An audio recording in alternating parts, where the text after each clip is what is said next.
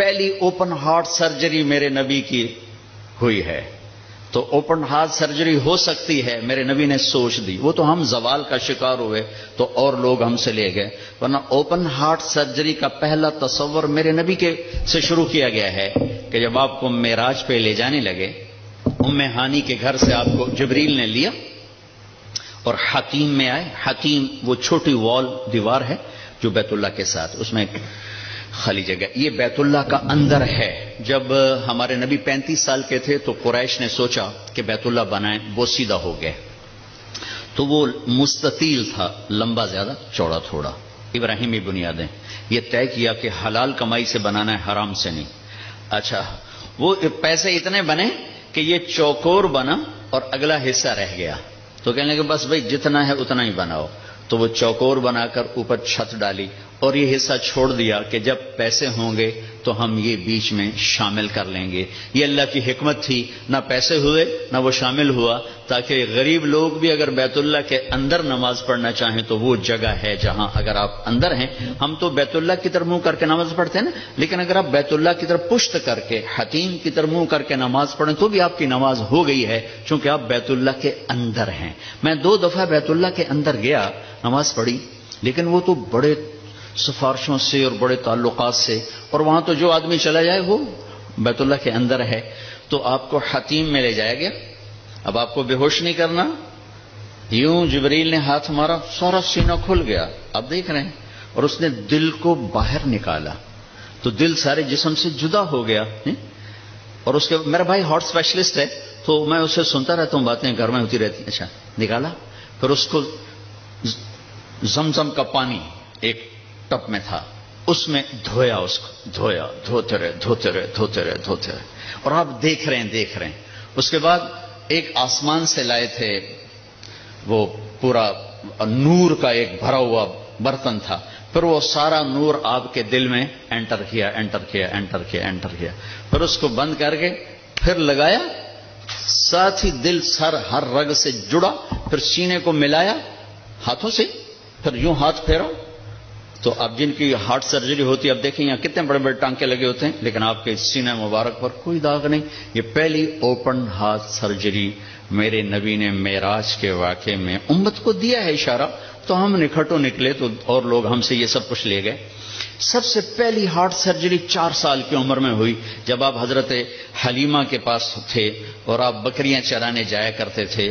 تو آپ کے بھائی، رضائی بھائی، وہ دوڑے دوڑے آئے کہ میرے بھائی کو 2 بندوں نے قتل کر دیا. تو حلیمہ بھاگی ہوئی آئی تو آپ دیکھا آپ پریشان بیٹھے تھے. تو حضرت حلیمہ نے پوچھا بیٹا کیا ہوا؟ کہ 2 آدمی آئے تھے، مجھے لٹا دیا، میرا سینہ کھولا، میرا دل نکالا، پھر اس کو صاف کیا، پھر میرے دل میں، پھر میرے سینے میں دوبارہ فٹ کر دیا. یہ پہلی ہے. اور پھر معراج پر جانے سے پہلے دوبارہ اوپن ہارٹ سرجری ہوئی ہے. پھر براق کا آنا، تیز رفتار سواریوں کا تصور میرے نبی کے ذریعے سے ہمیں ملا کہ ایسی سواریاں بنائی جا سکتی ہیں جو مہینوں کا سفر گھنٹوں میں طے کر دیں. جب آپ نے اگلے دن فرمایا کہ میں گیا تھا بیت المقدس تو قریش کہنے لگے ہم تو 1 مہینہ مسلسل چلتے ہیں اور پھر وہاں پہنچتے ہیں، تم 1 رات میں کیسے کہہ رہے ہو گیا بھی اور آیا بھی؟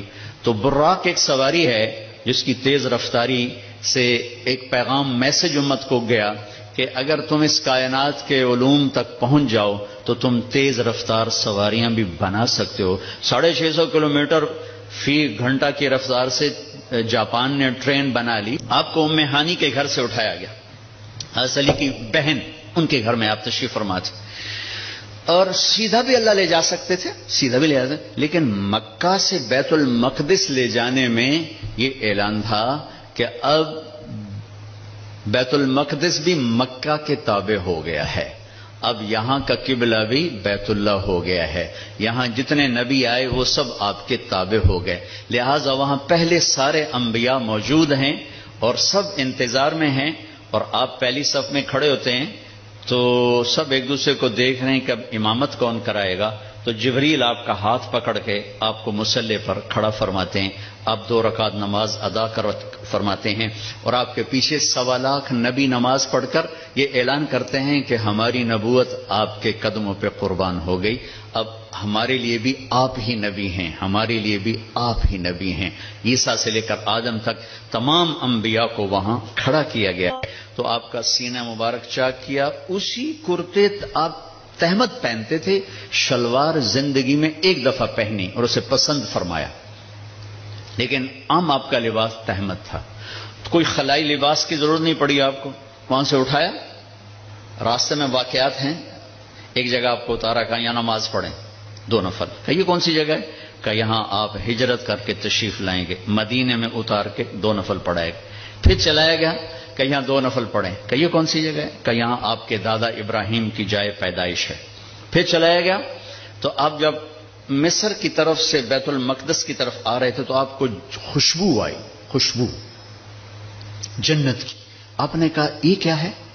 تو کہا یا رسول اللہ، فرعون کی ایک باندی تھی، باندی وہ ہو گئی تھی، موسیٰ علیہ السلام پر ایمان لائے، اس کی 2 بیٹیاں تھیں، ایک دودھ پینے والی، ایک ساتھ چلنے والی، جب فرعون کو پتا چلا تو اس نے ایک کڑاہ میں تیل ڈالا، میں واقعہ پورا سنا رہا ہوں، انہوں نے صرف اشارہ کیا تھا، نیچے آگ جلائی، جب وہ تیل کھولنے لگا تو اس نے اس باندی کو اور اس کی 2 بچیوں کو پکڑوا لیا، کہنے لگا مجھے رب مانو گی تو زندگی مبارک اولاد مبارک، موسیٰ کے رب کو مانو گی تو پہلے تیری بیٹیاں تیرے سامنے جلاؤں گا، پھر تجھے جلاؤں گا۔ یہ مائیں بیٹھی ہیں، انہیں زیادہ پتا ہے کہ اولاد کی محبت کیا ہوتی ہے، اور اللہ نے اپنی محبت کو ماں سے تشبیہ دی ہے، باپ سے تشبیہ نہیں دی، اور اس کے سامنے 2 بچیاں جلنے کے لیے حکم ہو چکا ہے، اور اس کا ایک بول اپنی بچیوں کو بچا سکتا ہے، اور یہ گھر میں جا کے کہہ سکتی ہے اللہ معافی دے دے، میں نے کلمہ کفر کہا ہے، میں اندر سے کافر نہیں، تو جائز، لیکن ایک شاعری زبان پہ آ گئی ہے، ہماری اپنی زبان کی ہے، پتہ نہیں توڑے پلے پوے نہ پوے، تجھے سن لگے جی، عاشق ہوں میں عشق کماویں، دل رکھیں وانگ پہاڑاں ہو، سہ بدیاں 1000 لامیں، کر جانے باغ بہاراں ہو، منصور جے چک سولی دتے، جڑے واقف کل اسراراں ہو، سجدیوں سر چائی نہ باہو، توڑے کافر کہیں 1000 ہو، عاشق سوئی حقیقی جڑا، قتل معشوق دے مننے، سر نو جوڑے تے مکھ نہ موڑے، بھویں 100 تلواراں کھنے، سچا عشق حسین علی دا باہو، سر دتے تے راز نہ بھنے۔ تو اس باندی نے کہا فرعون 2 ہیں، 100 ہوتی تو یہاں جلا دیتی اللہ کے نام پر۔ اس کو غصہ چڑھا، اس نے بڑی کو پکڑوایا اور یوں ڈالا، وہ چیختی رہی، مچھلی کی طرح تل گئی، پھر چھوٹی کو کھینچا اور اس کے سامنے یوں ڈال دیا، اس کی تو آہ بھی نہ نکلی، جب اس کو کھینچا تو نے کہا میری ایک خواہش، کیا؟ کہ جب میں بھی جل جاؤں تو ماں بیٹیوں کو جدا نہ کرنا، ہماری ہڈیاں کٹھی دفن کرنا کہیں۔ فرعون نے کہا ہاں ہو جائے گا۔ کود گئی وہ بھی، ان کی ہڈیاں نکال کے ایک جگہ دبا دی گئیں، یہ واقعہ ہے۔ اب میرے نبی وہاں سے گزرتے ہیں، مصر قریب ہوتا ہے، آپ کو جنت کی خوشبو آتی ہے، تو آپ فرماتے ہیں یہ خوشبو کہاں سے ہے؟ تو جبریل کہتے ہیں یا رسول اللہ، جہاں فرعون کی باندی اور اس کی بیٹیوں کی ہڈیاں دفن ہیں، جس دن یہ دفن ہوئی تھیں اس دن سے آج تک اور قیامت تک یہ خوشبو اسی طرح اٹھتی رہے گی، کائنات مہکتی رہے گی۔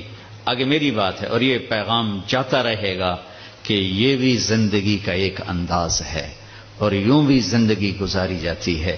جو کسی مقصد کے لیے جیتے ہیں اور مقصد پر مرتے ہیں وہ حسین بن جاتے ہیں، اور جو صرف پیسے پر جیتے ہیں اور پیسے پر مرتے ہیں وہ یزید بن جاتے ہیں۔ میری تاریخ گواہ ہے کہ اللہ نے اپنے قریب ترین لوگوں کو نیزوں پہ چڑھا دیا اور بدماشوں کو فرعون بنا کے تخت پہ بٹھا دیا۔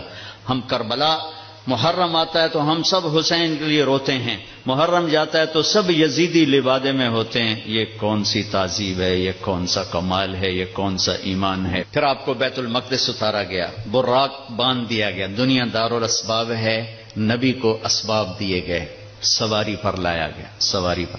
جب آگے جانا ہے تو اوپر والا جہان اسباب کا جہان نہیں ہے، وہ قدرت کا جہان ہے تو براق وہاں باندھ دیا گیا، اور اگلا سفر اب براق کے بغیر نہیں، 2 نفل پڑھایا گیا۔ اچھا ایک اور عجیب واقعہ یاد آ گیا، اس رات بیت المقدس کا دروازہ بند کرنے کی پوری کوشش کی چوکیدار نے، دروازہ نہیں بند ہوا، تو اس نے مستری بلائے کہ یہ دروازہ نہیں بند ہو رہا، اور اپنے بڑے پادری کو بلایا کہ حضرت یہ دروازہ نہیں بند ہو رہا۔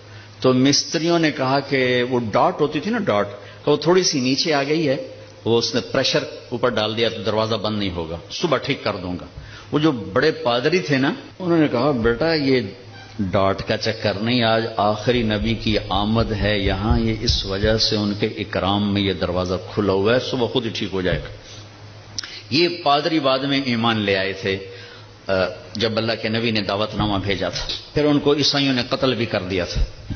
وہاں آپ نے 2 نفل پڑھے۔ اب آپ نے اوپر جانا ہے تو مکہ سے بیت المقدس تک آپ بشریت میں ہیں، اور پھر یہاں سے اوپر جاتے ہیں تو سبحان الذی اسری بعبدہ، قرآن کی واحد سورہ جو سبحان سے شروع ہو رہی، سبحان الذی اسری، لفظ سبحان۔ سبحان میں کیا پیغام ہے کہ اللہ تمہارے قوانین سے پاک ہے، تمہارے مادی قوانین سے پاک ہے۔ مادے کا قانون یہ ہے کہ اس لباس میں کوئی سپیس میں نہیں جا سکتا، مادے کا قانون یہ ہے کہ اس لباس میں سپیس میں جاتے ہی پھٹ جائے گا، کیونکہ جو ہمارے اوپر ہوا کا پریشر ہے، جب ہوا سے اوپر جائیں گے اور پریشر ریلیز ہوگا تو ہم خود بم بن کے پھٹ جائیں گے۔ ہر مرد عورت کے اوپر 280 من ہوا کا پریشر ہے، اس پریشر کو روکنے کے لیے ہمارے اندر پریشر ہے، جب ہم اوپر جائیں گے تو دھڑوں ایک دھماکہ ہوگا، چونکہ اوپر سے ہوا ہٹے گی تو ہم پھٹیں گے۔ اس پریشر کو مصنوعی طور پر راکٹ میں کریٹ کیا جاتا ہے لباس کے اندر، اس کے اندر، تب ہم اوپر جاتے ہیں کہ تمہارا رب ان سارے قوانین سے پاک ہے، سبحان سبحان۔ اوپر جانے کے لیے آسرا چاہیے، جبریل نہیں نہیں نہیں، جبریل کا آسرا بھی نہیں چاہیے، سبحان تمہارے قانونوں کا محتاج نہیں ہے۔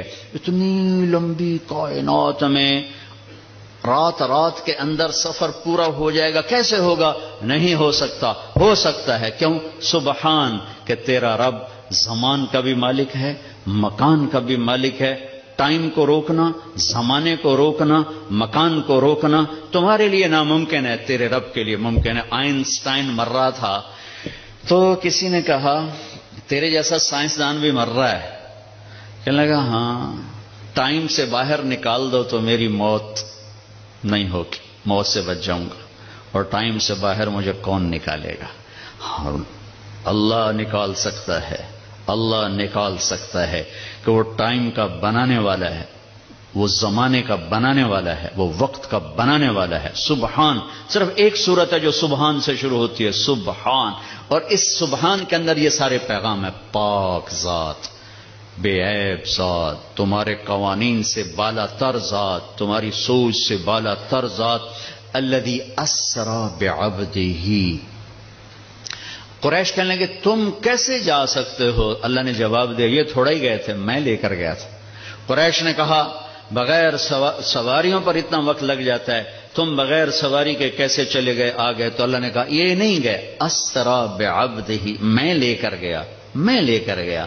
اور یہاں الف اور با کا جو جوڑ ہے، اسری اور بعبدہ، الف اور با، عربی گرامر میں اگر الف ہو تو با کی ضرورت نہیں، اسری عبدہ ہوگا، ٹھیک ہے؟ اور اگر با ہو تو الف کی ضرورت نہیں، سرا بعبدہ ہوگا۔ میری بات واضح ہوئی ہے نا؟ الف ہو نا، با کی ضرورت نہیں، اسری عبدہ، اور اگر با ہو تو الف کی ضرورت نہیں، سرا بعبدہ۔ یہ الف اور با کا جوڑ کیوں ہے؟ یہ بتانے کے لیے کہ میں اللہ خود اپنے نبی کو لے کر گیا، اور بعبدہ ہی میں کیا اشارہ ہے؟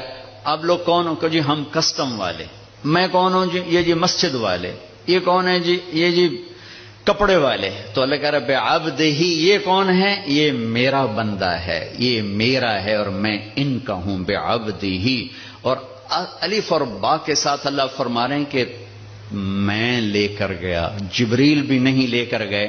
اوپر کا جو آپ نے سفر کیا ہے وہ جبریل کا ہاتھ پکڑ کے نہیں، ان کے کندھوں پر بیٹھ کر نہیں، ان کے پروں پر بیٹھ کر نہیں، اللہ کی قدرت کن کے ساتھ آپ جبریل کے ساتھ گئے ہیں تو ملکیت کا لباس آپ کو پہنایا گیا اور اپنے ساری فضا کو پار کیا. آج یہ سائنس کا نیا علم آیا ہے کہ اگر کوئی سواری ٹائم کی رفتار سے زیادہ ہو جائے تو ٹائم اس کے لیے زیرو ہو جاتا. ٹائم زیرو ہو جاتا.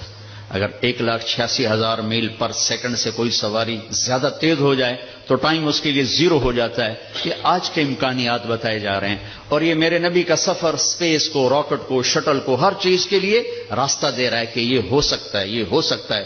خلائی تسخیر ہو سکتی ہے، خلائی سیاروں تک جانا ہو سکتا ہے. لیکن آپ کی پہلی منزل پہلا آسمان آدم علیہ السلام نے استقبال کیا. دوسرا آسمان یحییٰ علیہ السلام، زکریا علیہ السلام، عیسیٰ علیہ السلام نے استقبال کیا. تیسری منزل یوسف علیہ السلام، تیسرا آسمان. چوتھی منزل ادریس علیہ السلام، چوتھا آسمان. پانچویں منزل ہارون علیہ السلام، پانچواں آسمان. چھٹی منزل موسیٰ علیہ السلام، چھٹا آسمان. ساتویں منزل، ساتواں آسمان ابراہیم علیہ السلام. ہر آسمان پر نبی کھڑے ہوتے تھے پھولوں کے ہار لے کر. یہ میرا اضافہ ہے استقبال کے لیے. اور ہر نبی کہتے ہمارے بھائی آ گئے، ہمارے نبی آ گئے، ہمارے بھائی آ گئے، ہمارے نبی آ گئے. اب ساتویں آسمان پر پہنچے تو ریسپشن کوئی نہیں. جب میں ابھی آیا تو سارے آپ کے افسران وہاں کھڑے ہوئے تھے. ریسپشن ساتویں آسمان پر ایک بڑے میاں، ایک بیت اللہ ہے، اس کی یوں ٹیک لگا کر نہ بیٹھے ہوئے اور اس طرح ہاتھ رکھ کے بیٹھے ہوئے، سفید داڑھی یہاں تک آ رہی اور اس بیت اللہ کا طواف ہو رہا ہے. فرشتے طواف کر. آپ پوچھتے ہیں یہ بڑے میاں کون ہیں، یہ بزرگ کون ہیں؟ تو جبریل کہتے ہیں یہ آپ کے دادا ابراہیم علیہ السلام. اگر اللہ چاہتے تو ابراہیم بھی کھڑے ہوتے وہاں، کیونکہ مرتبہ تو ہمارے نبی کا بڑا ہے، رشتہ ابراہیم کا بڑا ہے، مرتبہ ہمارے نبی کا بڑا ہے. لیکن ان کو بٹھایا، ان کو چلایا. یہ میری بات آپ غور سے سنیے گا. ان کو بٹھایا، ان کو چلایا. ساری کائنات حضرت ابراہیم علیہ السلام سے بھر جائے، ہمارے نبی کے برابر نہیں ہو سکتے. ساری کائنات ملائکہ سے بھر جائے، ہمارے نبی کے ایک بال کے برابر نہیں ہو سکتے. جس کو اللہ حبیب بنائے وہ کیا ہوگا؟ جس کے چہرے کی قسمیں والضحی، جس کی زلفوں کی قسمیں واللیل اذا سجا، جس کے شہر کی قسم وہذا البلد الامین، جس پر اتری کتاب کی قسم قاف والقرآن المجید، جس کی جان کی قسم لعمرک انہم لفی سکرتہم یعمہون، جس کا وکیل صفائی بن کے قسم والنجم اذا ہوا ما ضل صاحبکم وما غوا، جس کو تسلیاں دینے کے لیے قسم والضحى واللیل اذا سجا ما ودعک ربک وما قلا، جس کے بول کی قسم وقیلہ یا رب ان ہؤلاء قوم لا یؤمنون، جس کو رحمت للعالمین کا ٹائٹل وما ارسلناک الا رحمت للعالمین وما ارسلناک الا کافۃ للناس بشیرا ونذیرا، جس سے اللہ لاڈ سے کبھی محمد، کبھی احمد، کبھی ماہی، کبھی حاشر، کبھی عاقب، کبھی فاتح، کبھی خاتم، کبھی ابو القاسم، کبھی طٰہٰ، کبھی یاسین، کبھی مزمل، کبھی مدثر، کبھی شاہد، کبھی مبشر، کبھی نذیر، کبھی داعی الی اللہ، کبھی سراج منیر. دیکھو تو صحیح اللہ کیا لاڈ کر رہا ہے اپنے نبی کے ساتھ. یہ بیت اللہ کی دیوار ہے آسمان. یہ ایک بڑے میاں بیٹھے ہوئے ہیں اور یہ کائنات کی عظیم ہستی آتے ہیں اور یہ ادھر جا رہے ہیں، وہ ادھر نہیں آ رہے کہ یہ باپ ہیں، یہ بیٹے ہیں. اور اس آگے جانے میں باپ کو عزت دینی ہے اور بیٹے نے گھٹنوں کو چھونا ہے اور امت کو پیغام دینا ہے کہ رشتوں کا تقدس ہمیشہ باقی رکھنا ہوگا، چاہے آخری نبی ہی کیوں نہ ہو، چاہے آخری رسول ہی کیوں نہ ہو. رشتوں کو تولا نہیں جا سکتا، ناپا نہیں جا سکتا، پیسوں پہ نہیں تولنا. رشتہ رشتہ ہوتا ہے. یہ چلے، وہ کھڑے ہوئے. سارے نبیوں نے کہا بھائی آ گئے. ابراہیم نے کہا میرا بیٹا آ گیا، میرا بیٹا آ گیا، میرا بچہ آ گیا. میرے نبی آ گئے. نبی بھی کہا میرے نبی آ گئے. وہ کہا میرا بیٹا آ گیا، میرا بچہ آ گیا. پھر گلے لگایا، پھر ماتھا چوما. یہ کسی نے نہیں کیا، یہ ابراہیم نے کیا. گلے لگایا، ماتھا چوما، آگے روانہ کیا.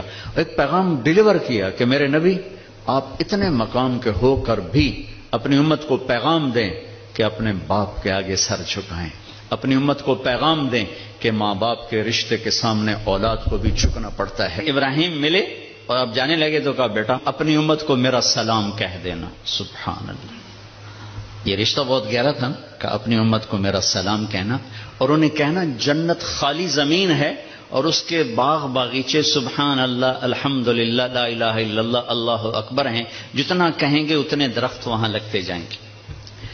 اب آپ سدرۃ المنتہا پہنچے تو ایک آج کی اس میں آج کے لہجے کی گفتگو کہ جبریل نے کہا یا رسول اللہ آگے میرے پاس ویزا کوئی نہیں، آگے اور جہان ہے، ملکوتی جہان بھی ختم، ملائکہ کا جہان، سدرۃ المنتہا، یوں سمجھو جبریل اپنے گھر میں کہہ رہے ہیں یا رسول اللہ اس سے آگے میرے پاس ویزا کوئی نہیں، میں نہیں جا سکتا۔ کہا میں اتنا بھی آگے جاؤں گا نا ایک بالش تو میں جل کے راکھ ہو جاؤں گا، میں نہیں جا سکتا۔ تو یہاں آ کر ملکوتی حیثیت بھی ختم ہو کر کوئی اور حیثیت آپ کو عطا کی گئی، وہ اللہ جانے، اللہ کا حبیب جانے۔ عرش تک پہنچنے میں پہلی ہستی کامیاب ہو رہی ہیں، جبریل بھی کہہ رہے ہیں آگے نہیں جا سکتا یا رسول اللہ، بس ختم، میں ختم۔ عرش پہلی دفعہ اس کے دروازے کسی ہستی کے لیے کھل رہے ہیں اور آپ کے قدم عرش پہ پڑ رہے ہیں، اور چوتھی منزل آپ کی اللہ اور حبیب اللہ ہیں کہ اللہ نے سارے پردے ہٹا کر اپنا آپ دکھا کر کہا السلام علیک ایھا النبی ورحمۃ اللہ وبرکاتہ، اے میرے محبوب آپ کا رب آپ کو سلام پیش کرتا ہے۔ اور یہاں حبیب اور حبیب اللہ میں ملاقات ہے، ثم دنا فتدلى فكان قاب قوسین او ادنى۔ یہ لفظ آپ نے سنا ہوگا قاب قوسین، قاب قوسین۔ میں آپ کو آج اس کی تصویر بنا کے دکھاتا ہوں کہ قاب قوسین کا مطلب کیا ہے۔ عربوں میں اکثر لڑائی ہوتی رہتی تھی، جب ان میں صلح ہوتی تھی تو قبیلوں کے سردار کٹھے ہوتے تھے اور صلح ہو رہی۔ صلح کیسے ہوتی تھی؟ یہ ایک کمان ہے عرب سردار کے ہاتھ میں، یہ دوسری کمان ہے دوسرے عرب سردار کے ہاتھ میں، ان دونوں کی لڑائی ہے۔ یہ دو عرب سردار ان میں صلح کروا رہے ہیں، یہ دو ساتھ ان کے اس صلح کو پورا کرنے کے لیے آ رہے ہیں۔ اب یہ ایک محفل ہوتی تھی تو ایک عرب سردار اٹھ کے اپنی کمان یوں کرتا تھا، یہ کمان کا وہ دھاگا ہے جس کے اوپر تیر کھینچا جاتا تھا، اور یہ وہ لکڑی ہے، ٹھیک ہوگی یہ۔ اب یہ یوں آ کر اپنی کمانوں کے سرے یوں ملا دیتے تھے۔ آپ دیکھ رہے ہیں سارے، یہ قوس، یہ قوس، قوس کہتے ہیں کمان کو، یہ قاب ہے، یہ قاب، قاب قوسین، دو کمانوں کی قاب، یہ اور یہ اور یہ قاب، اور یہ قوس، یہ قوس۔ تو اس ملنے کو عربی میں کہا جاتا ہے قاب قوسین، کہ اب جیسے دو کمانیں ان کے کنارے آپس میں مل گئے تو یہ سردار بھی آپس میں مل گئے، اب ان میں لڑائی نہیں ہوگی۔ اس محاورے کو اللہ نے اپنے اور حبیب اللہ کے لیے استعمال کیا، فکان قاب قوسین، کہ میرا حبیب میرے قریب ایسے ہوا جیسے دو کمانوں کے کنارے قریب ہوتے ہیں۔ اگلی عجیب بات بتاؤں، او ادنا، او ادنا، اس کی کیفیت صرف اللہ جانتا ہے کہ نہیں میرے حبیب اس سے بھی زیادہ میرے قریب ہو گئے۔ میرے بھائیوں، اس ہستی کو آئیڈیل بنا کے چلو، مزے کرو گے اللہ کی قسم، اور آپ کی نسلیں مزے کریں گی۔ اگر آپ لوگوں کی جیبوں پہ ڈاکے ڈالتے رہے، نہ آپ سکھی رہو گے نہ آپ کی نسلیں سکھی رہیں گی۔ 60 کی دہائی کے ایک چیئرمین پورے مغربی پاکستان کے ہمارے قریبی رشتہ داروں میں تھے، انہوں نے حرام دولت کے ڈھیر لگا دی، پھر اچانک مر گئے۔ ایک دن ان کا بڑا بیٹا کہہ رہا تھا کاش ہمارا باپ ہمارے لیے حرام اکٹھا نہ کرتا تو کوئی خوشی کا دن ہم بھی دیکھ لیتے۔ اور میں نے اس آدمی سے ان کانوں سے سنا، میں اج مر جاواں میری دھی نو کسے دی پرواہ کوئی نہیں۔ بیٹی کمزور ہوتی ہے نا، بیٹوں کا نام نہیں لیتا، بیٹی، میں اج مر جاواں میری دھی نو کسے دی پرواہ کوئی نہیں۔ ہائے ہائے ہائے، اس کا بیٹا کہہ رہا تھا کاش ہمارا باپ ہمارے لیے حرام اکٹھا نہ کرتا تو کوئی خوشی کا دن ہم بھی دیکھ لیتے۔ پیٹ پہ پتھر باندھ لیے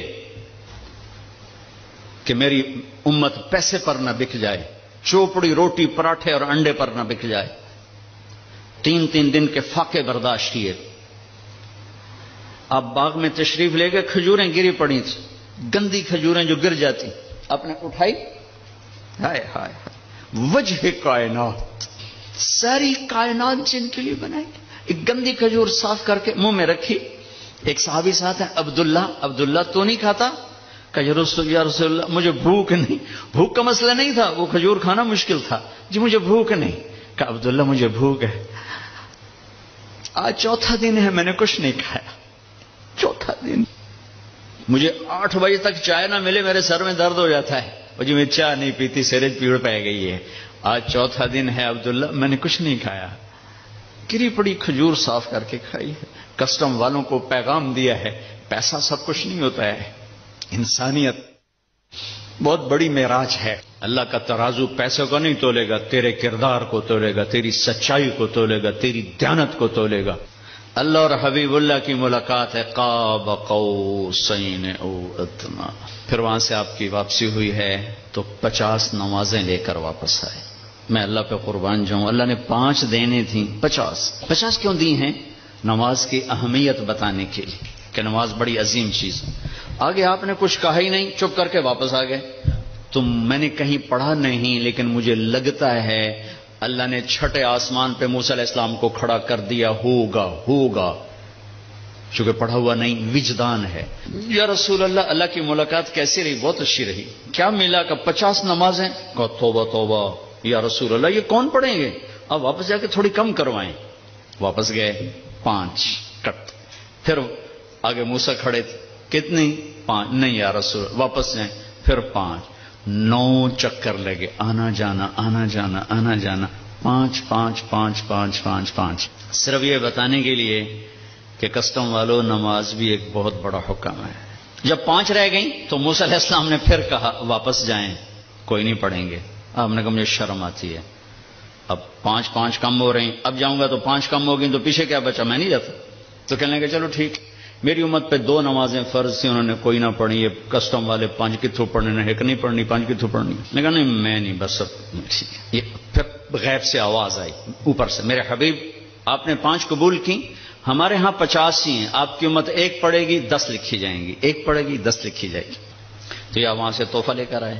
وَلَقَدْ رَآهُ نَزْلَةً أُخْرَى عِنْدَ سِدْرَةِ الْمُنْتَهَى. پھر واپسی پہ جبریل سے پھر آپ کی ملاقات ہوئی. پھر وہاں سے واپس آئے اور پھر بیت المقدس پہنچے. پھر وہاں سے براق پہ سوار ہوئے اور صبح نہیں اسی وقت آپ کے سردی کا زمانہ تھا، بستر کی گرمائش ابھی ختم نہیں ہوئی تھی کہ واپس اپنے بستر پر تشریف لے آئے. صبح آپ نے حضرت خدیجہ سے کہا یہ ہوا ہے، میں بتانا چاہتا ہوں. وہ ڈر گئی، یا رسول اللہ لوگ تو بہت جھٹلائیں گے. کہا جھٹلائیں جو مرضی کریں، میں بتانا چاہتا ہوں.